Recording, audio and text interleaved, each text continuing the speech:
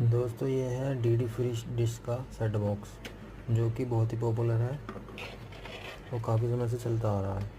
अब नए कार्ड में भी ये आने लगे हैं, तो आप इसे ना लेके नए वाले कार्ड को ही लें, वो ही आपके लिए अच्छा होगा। क्योंकि कभी ये ख़राब हो जाती है, कभी ये ख़राब हो जाती है, पैसे लगते ही रहते हैं इसमें। इसलिए मैं आपको दिखाता हूँ अभी। ये है स्काई वर्ल्ड का सेट बॉक्स जिसमें अडोप्टर भी साथ आता है 12 वोल्ट का 1 एम्पेयर में, और ये मैं कम से कम 3 महीने से चला रहा हूँ। तो ये बहुत अच्छा चल रहा है और हैंग भी नहीं होता, तो आप ये ले सकते हैं।